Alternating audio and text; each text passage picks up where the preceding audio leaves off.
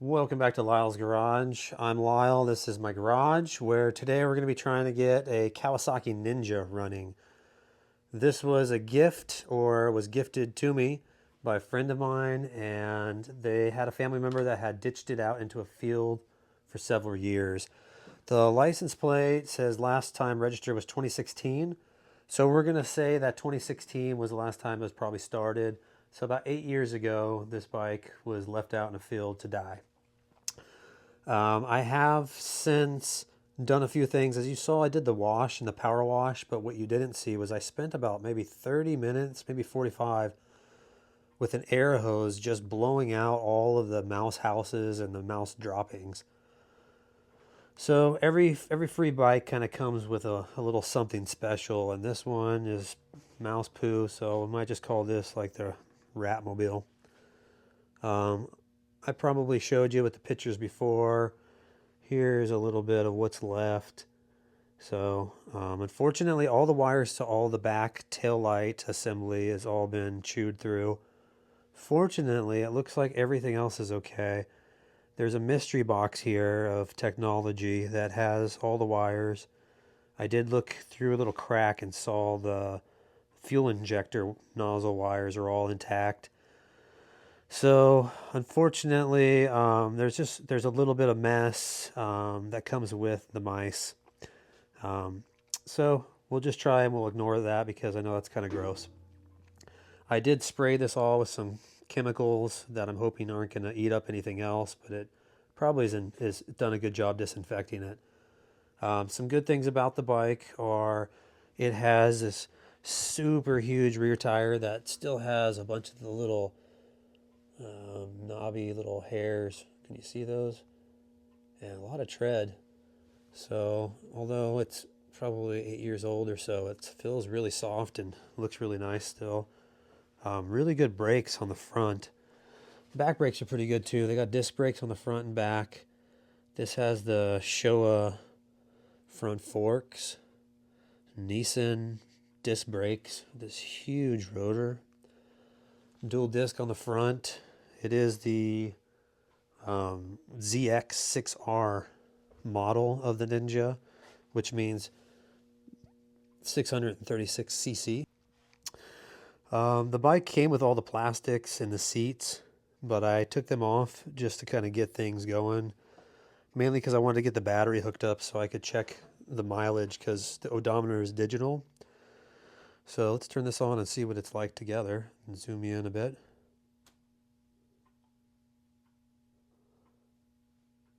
So not too bad on the miles. We've got a lot of fancy stuff. But look, red line's at 16,000. Yikes. And a lot of things work. The horn and turn signals work. There they are. And nothing on the back though, because nothing on the back's wired. Lights don't tend to turn on, but I think they might turn on after it's running. There is this one little light over here.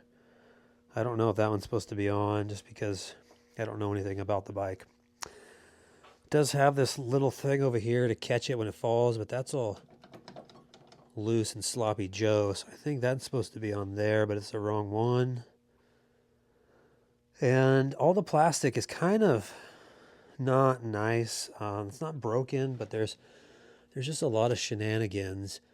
A couple of the wrong pieces of hardware along the way.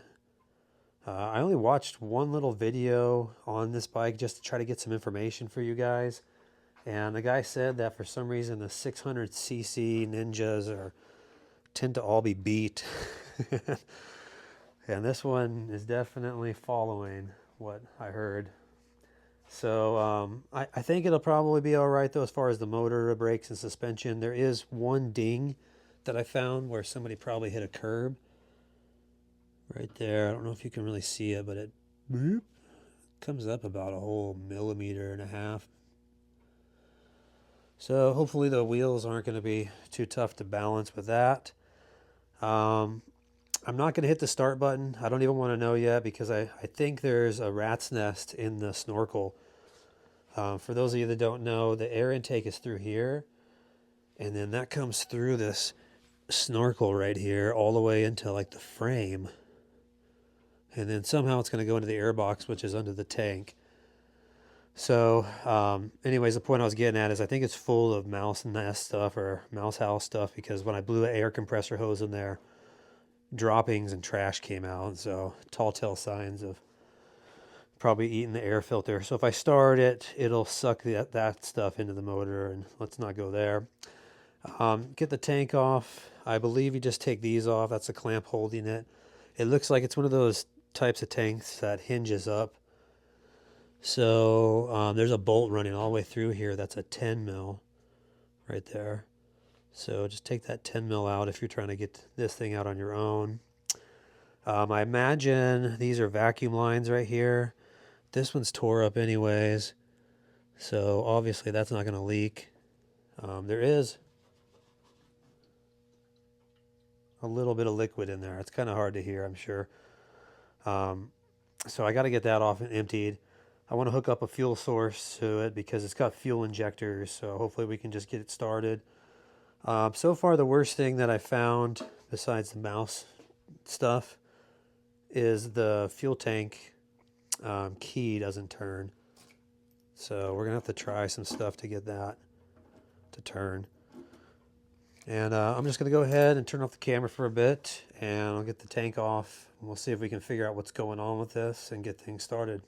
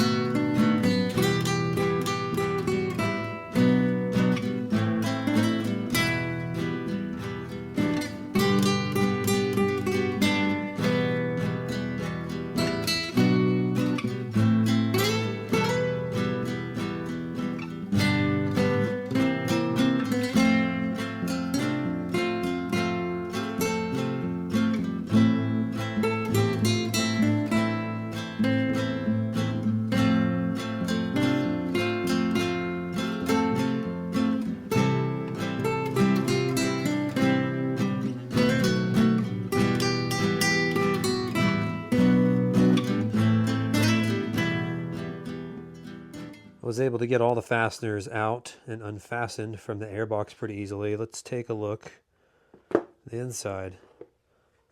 So I actually already opened that and it looks amazing. Very clean.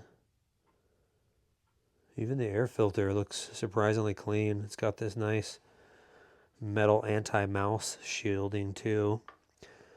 And let's have a look at what's underneath all of this.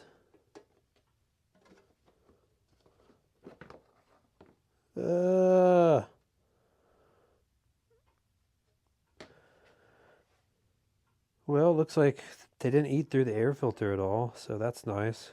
I might even just blow that off and reuse that. Definitely will. Oh, it looks like there was some foam in here that they were making beds out of.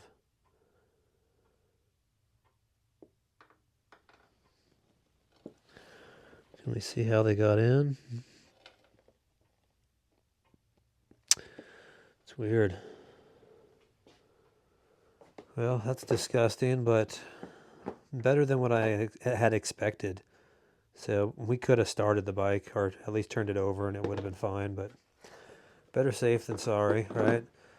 There's a lot of mess that needs to be cleaned up. I did find some other wires. Unfortunately, I found, if you look right here, that's a fuel injector. And right to the right of it, that little white speck there is the broken wire.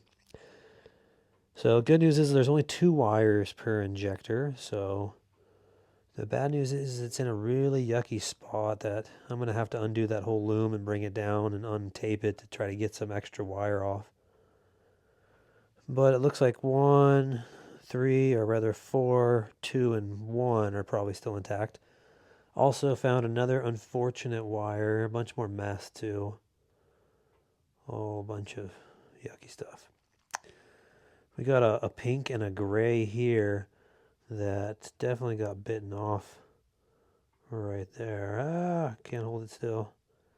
And I believe that went in there into this little motor that does the door on the exhaust. So that's what we found so far. The gas tank, I had a real pain in the butt time getting that little nozzle off, but it all came off eventually. The gas in it is putrid, so I'm going to have to find a way to open that. The bottom just has a sending unit. It doesn't have just a regular drippy opening like a bung or whatever, like a normal or spout. It just has a spout, but it's behind some electronic contraption, so the gas won't come out. The top has a bunch of Allen keys around the keyhole thing that's stuck, so I might have to undo that way to get the gas out. And then I'd be able to lube up the mechanism a little better for the lock.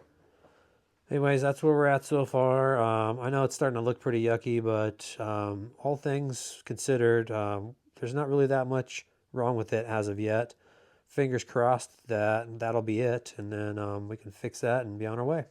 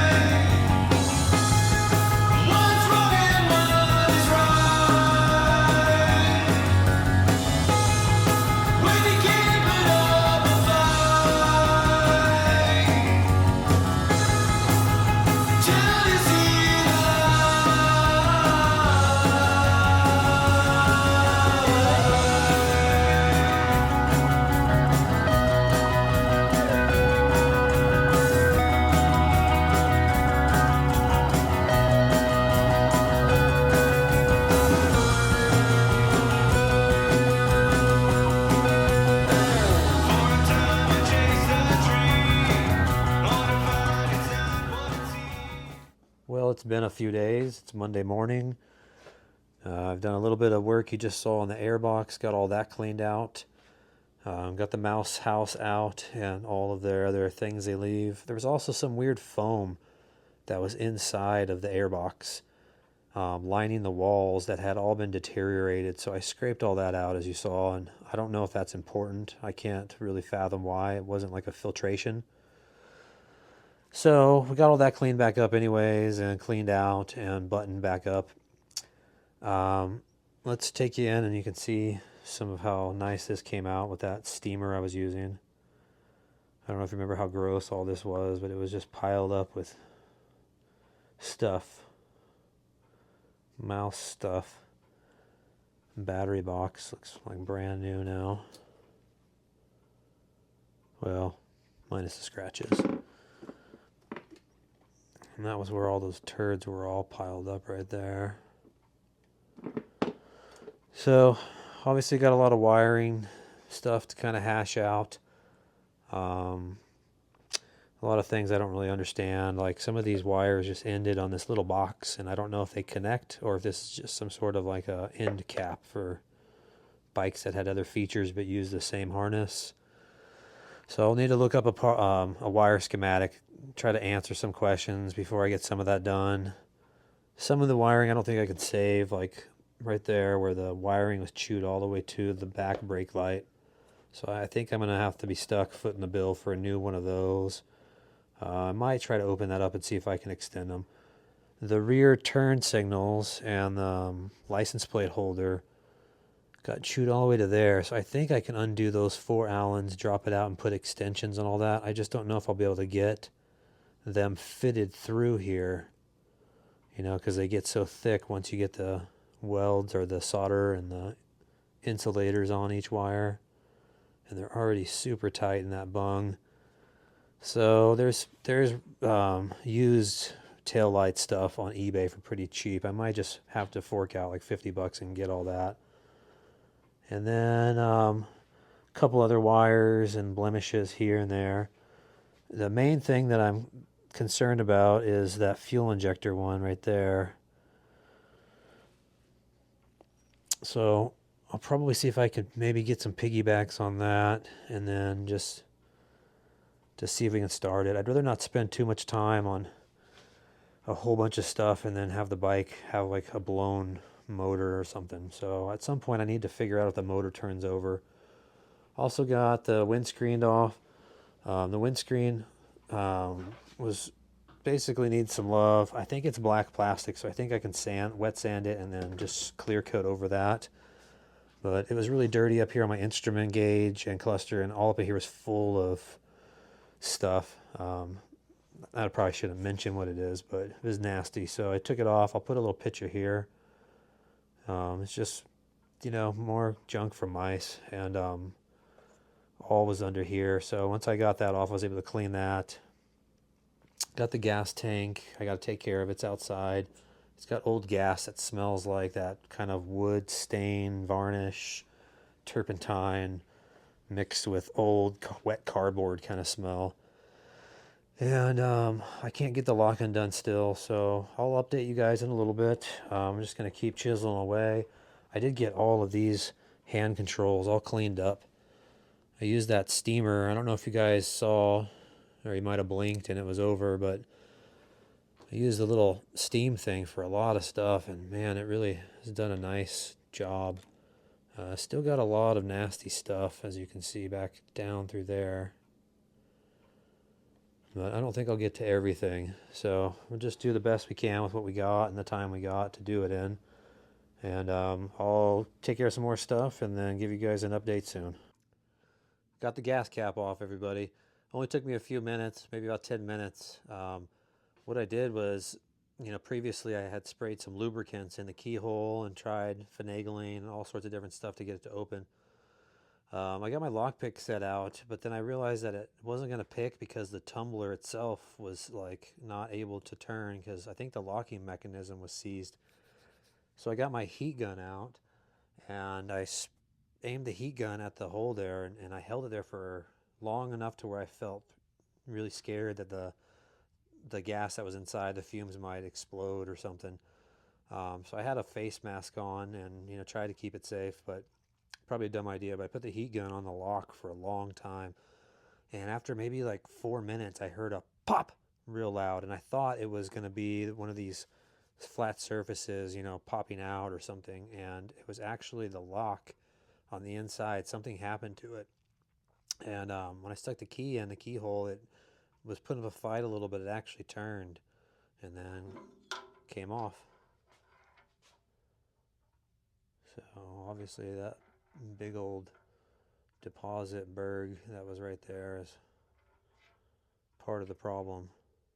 Come on, focus. There we go. So it's got deposits probably from the ethanol all over it. So I'll have to clean out the gas tank, and then I'll get back to you guys and let you know how it turns out.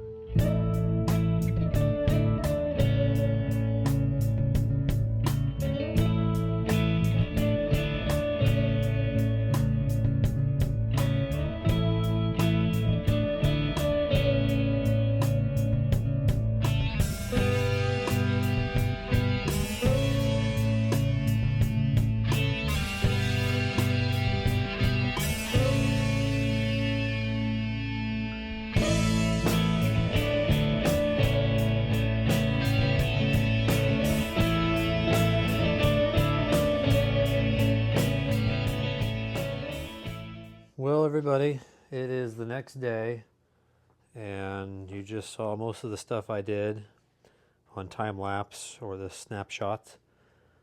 And I'd say the biggest victory of the day so far is that we got the new wire hooked up for the fuel injector. And what I didn't really show was that the fuel injector little clip here only had a little tiny bit of wire hanging out about that far. And so I cut some of that plastic back a little bit and gave myself like an extra millimeter. And I soldered to that, had it all in, and then I was hooking the wire up, and as I went and I bent it, one of them broke off.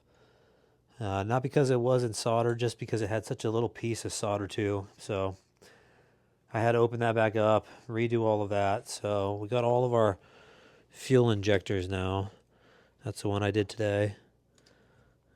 There is a sensor back down there, I can barely see it right now. It's that white thing on the screen. I think it's a temp sensor, and that wire off of that was completely busted too. And that's what that was that I might have shown a few pictures of. All of these, I think the hardest thing so far is that where the mice ate it to didn't leave me a lot to solder to, so I keep having to take the pins out of the clips. And I don't really know what I'm doing with that, so I just use needles, and it's really tough to jam a needle in to release the lock whilst pulling the wire out the backside when you have no wire to pull. So I'm not convinced that this sensor is going to work all the way.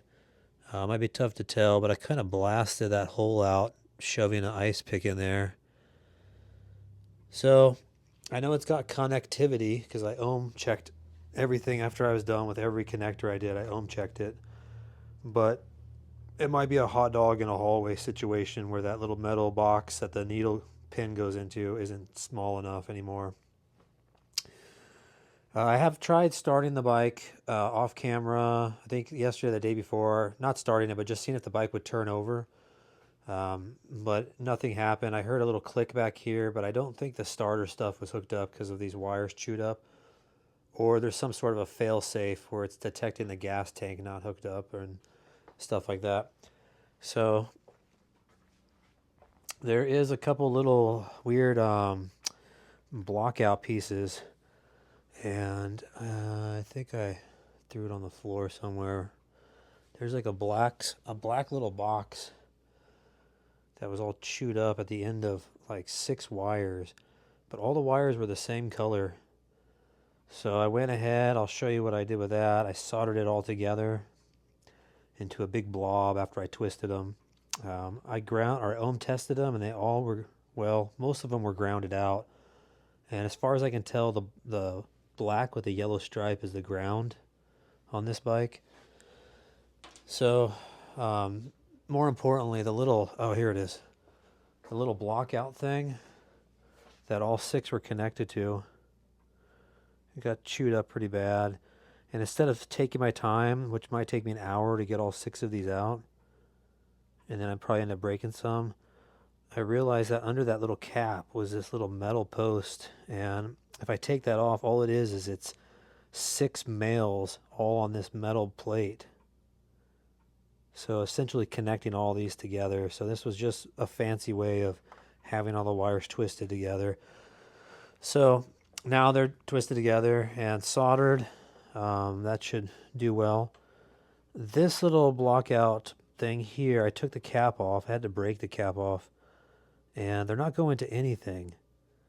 So I think I can just kind of cap off each of these 4 wires. 2 of them are totally separated, and then there's a couple that are frayed. So I think I might just tape those, cap off these other 2, and be done with that, because I think that's maybe for an option for, a different bike that uses the same harness or whatever.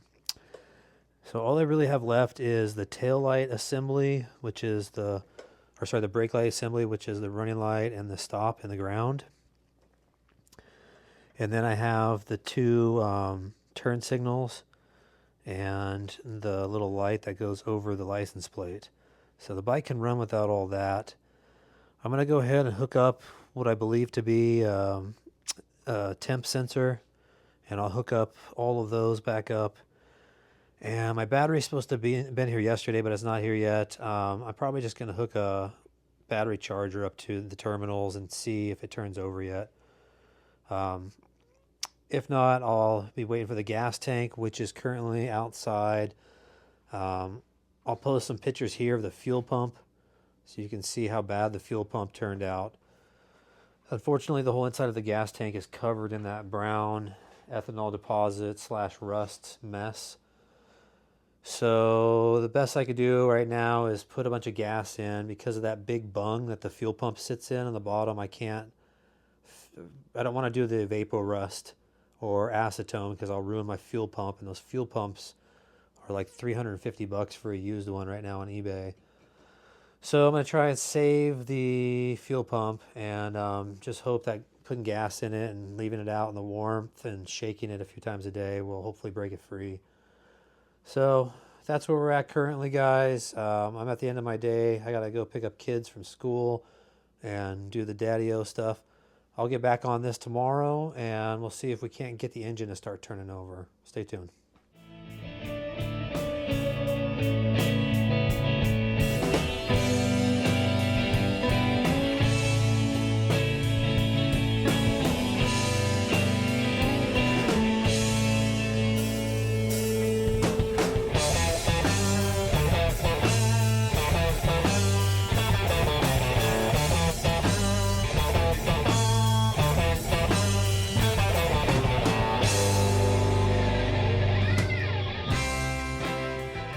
It's another day, and I'm out doing some more stuff on the bike.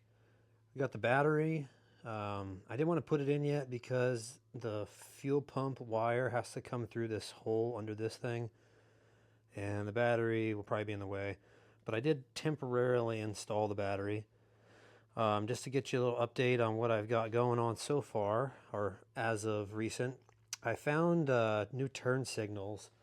Let's step back a little. I took off the whole tailpiece, and the turn signals, one of them had the tape around it, ended up actually being broke.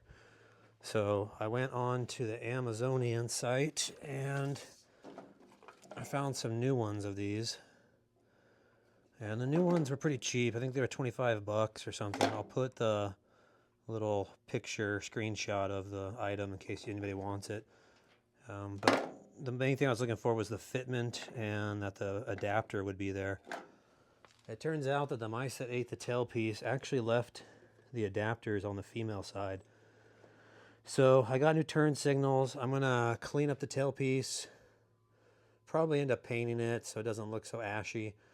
Put it all back together with the new turn signals, and then I'll have the clips actually to the males to hook into these two females.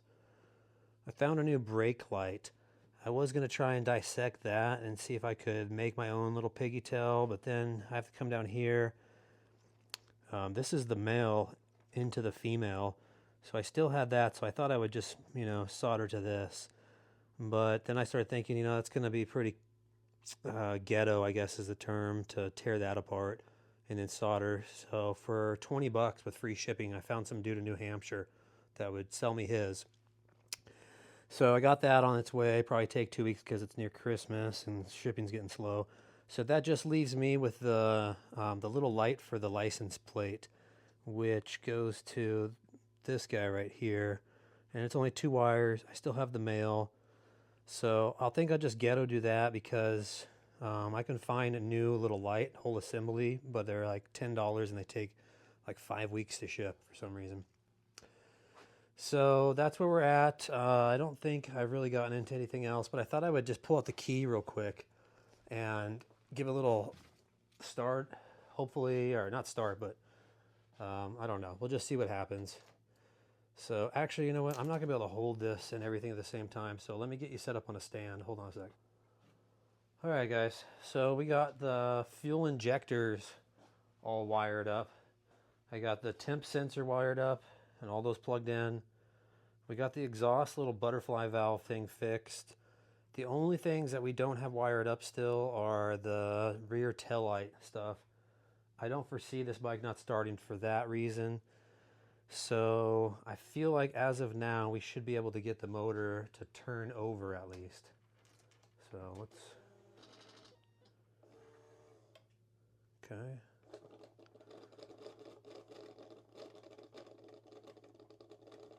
I don't know what's happening with that servo for the exhaust, but he's not liking something about the way I put him back.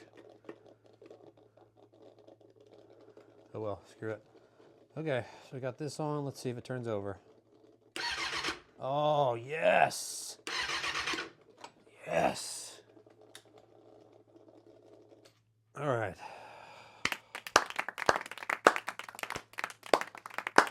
Whew! That's amazing, guys, because as of now, I didn't really know like what the whole status was. Like the motor might have been seized for all I knew. Let's put this up so we can chat. So that's a pretty big relief. I got goosebumps right now. Oh, so nice. What a relief. A lot of times, you get these mystery machines and people tell you they're okay and you just got to hope for the best. The fact that the bike turns over, for those of you that don't know what that means that the motor is probably still fine. And it probably means that I don't really necessarily have that much more work to do before we can hear it start up. It's fuel injected, so I don't really have an external fuel pump because I'm not really, this is my first time ever doing a fuel injected bike is what I'm trying to say. So we can't just do the fuel bladder, otherwise we just try right now to get her fired up. Some good news though with the gas tank. Can you guys even see me? Do I need to get lower? I don't know. The gas tank is getting pretty clean though. I took a bunch of good gas, filled up the tank, left it for like 4 days.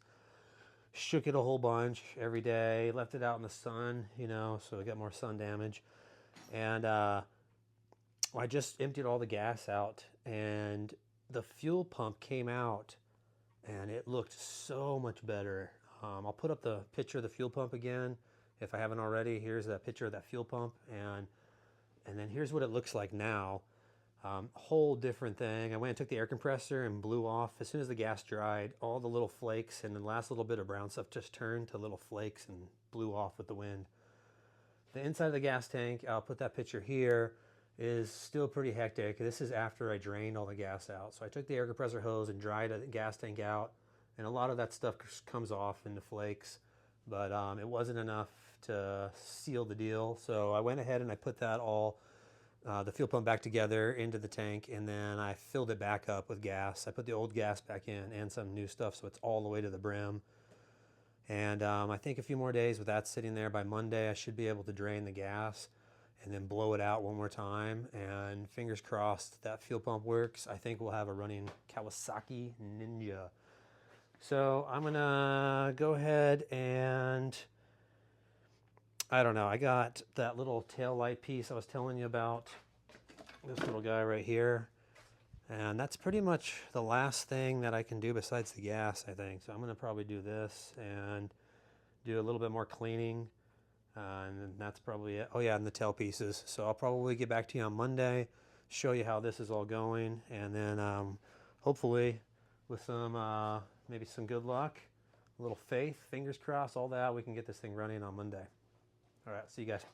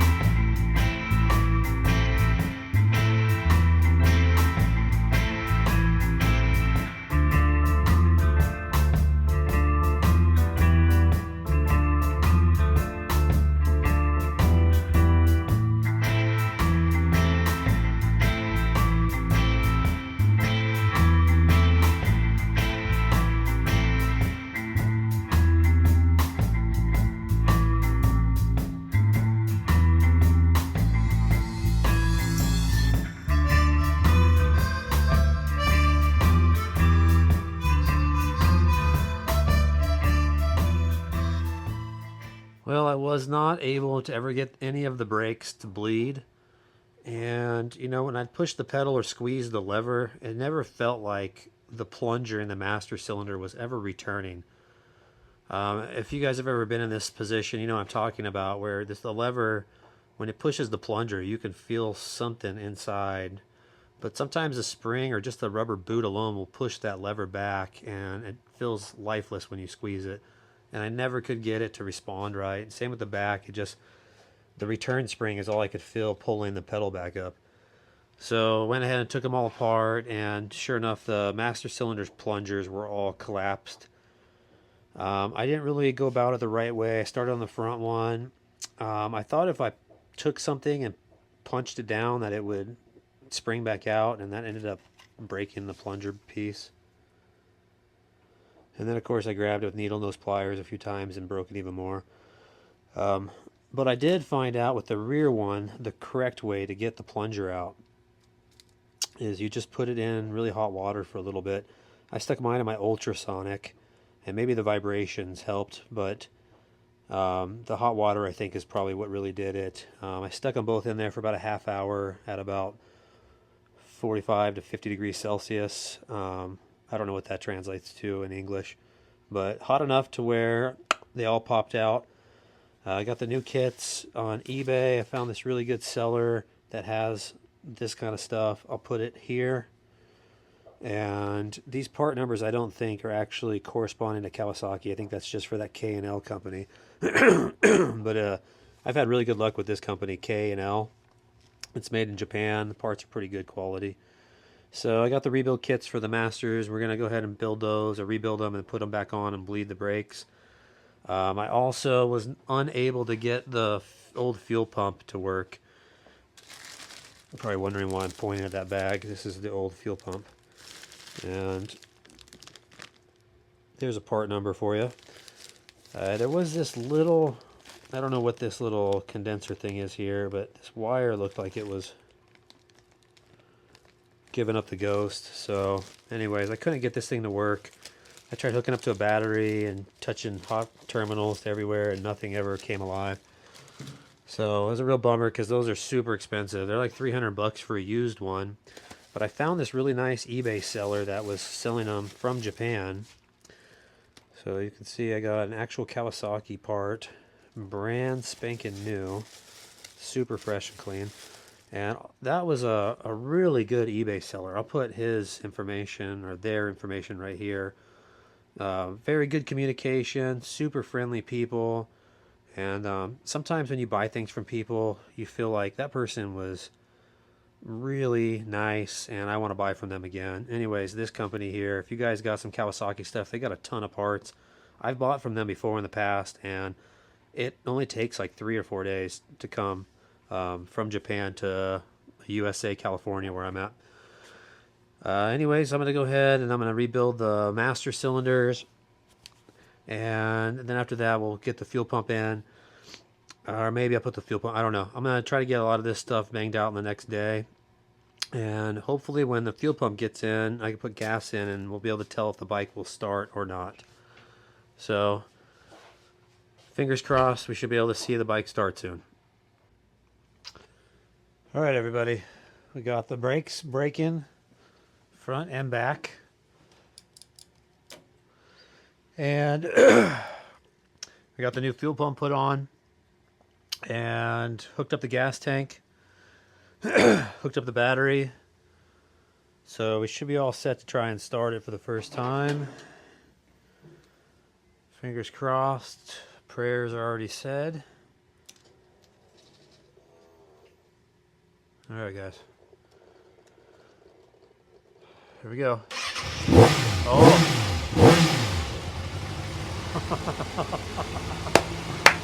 Alright. Even idles.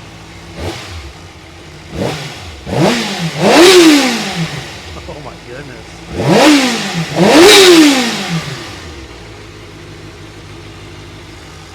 Alright. Yes!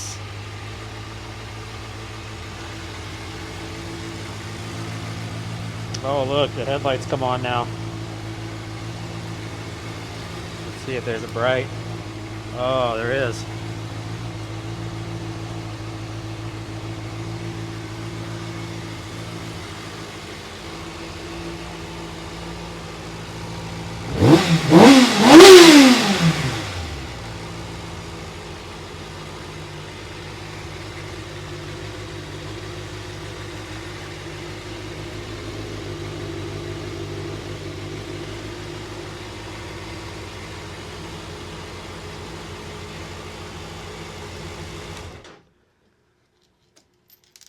Hell yeah.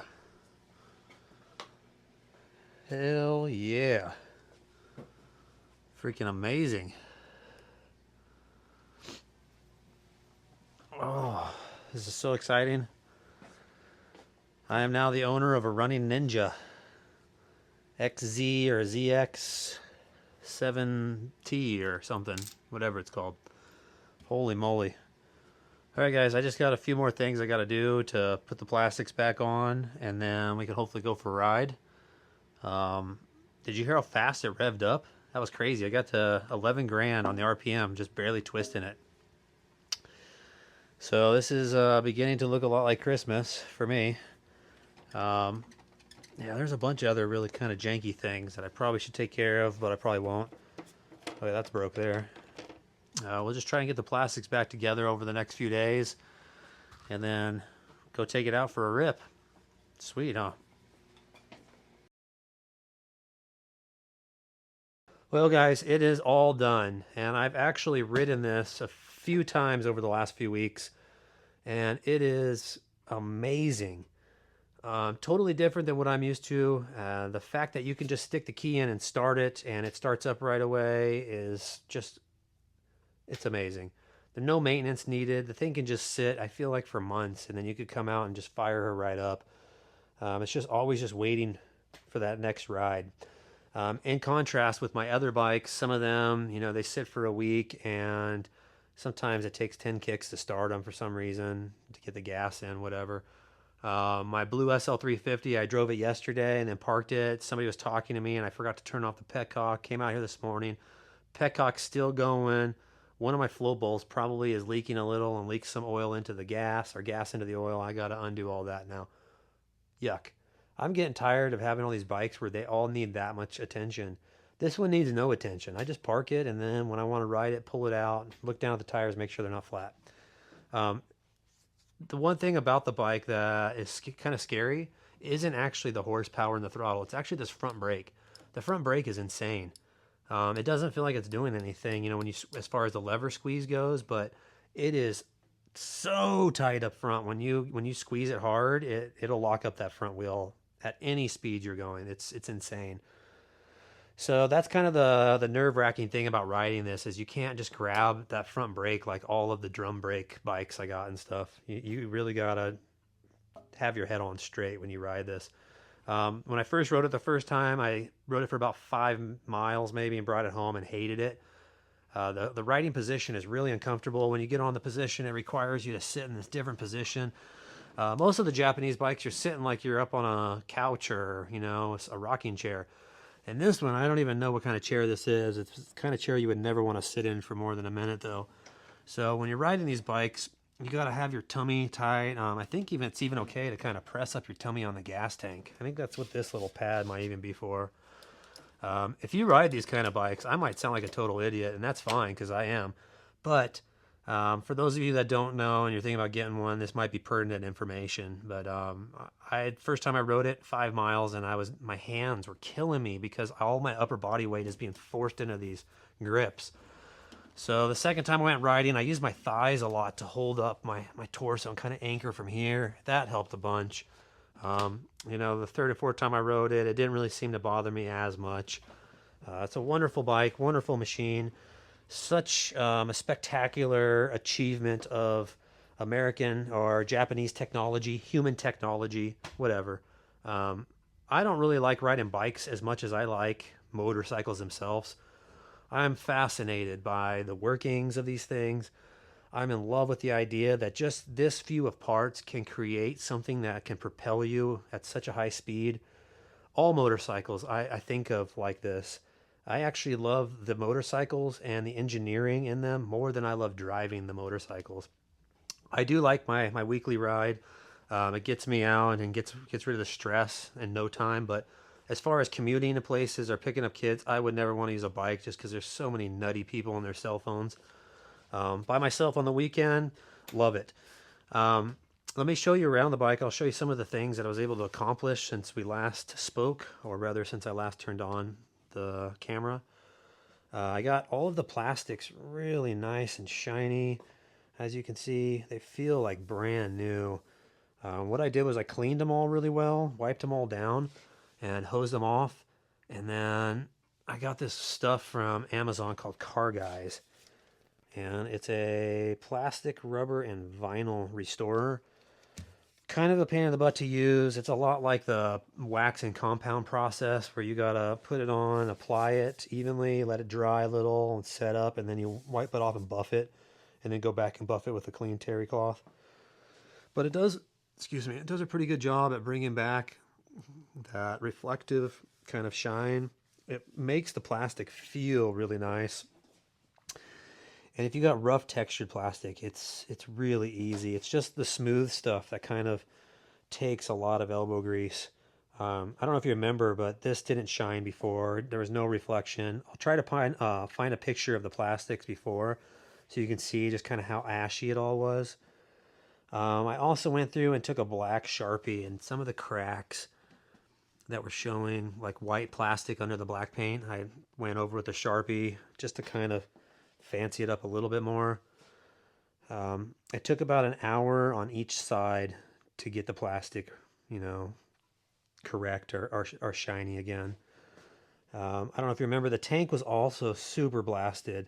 See that nice shine it's got? I got it to be really clean. Well, except for whatever that is. Oh, it's actually a pit in the paint. But I got all of the labels and the warning's still there. Didn't rub them off. But it feels like a brand new tank. It's so nice. I did that with the stuff I usually use. If you see my videos before, you've probably already heard this, but it's Meguiar's rubbing compound. You can do it by hand or you can do it with the machine. I do it with a buffer wheel with a foam pad, and just kind of just get in there and get all that crud off, and then you just buff it off, and then you got to go back and wax it to kind of seal in everything. Last thing was that we didn't discuss was the windscreen. I'll put in a picture of the original windscreen here so you can see how ashy it was, and you couldn't see anything through it. Now obviously you can.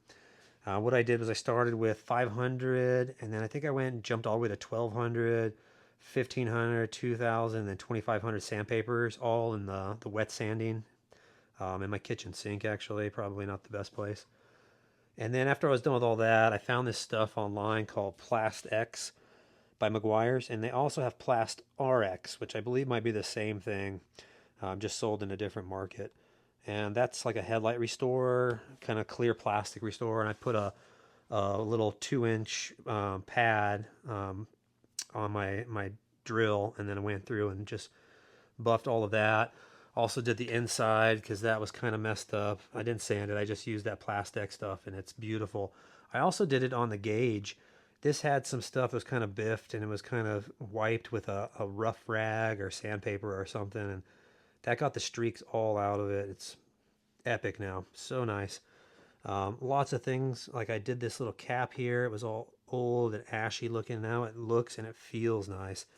That's the best thing about that Car Guy stuff too, is that it makes everything feel like brand new. It doesn't feel like that ashy kind of horrible stuff that's set out in the sun. Here's this side. This side is still missing a piece of plastic right here. I don't really care enough though to go finding it. These things are called frame sliders, I guess, and I took off that weird bracketry and found this little piece here, stanchion or whatever it's called. So that's all snugged in there. That should protect the bike if it's dropped. And I got another frame slider for this side. It's probably the wrong size, maybe too big, but you know me, I don't really care about that. And that's pretty much about it. I got an oil change I'm going to do on it. It's got old oil in it, and I still got to try to get a title for it.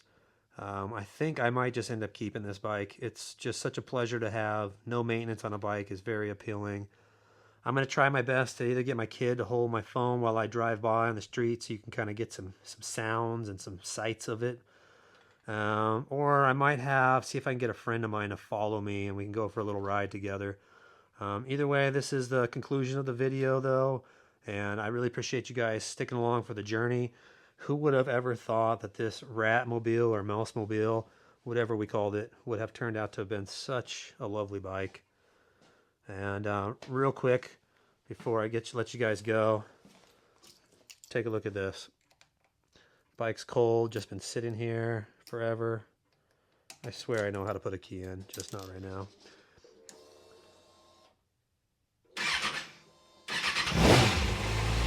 Oh.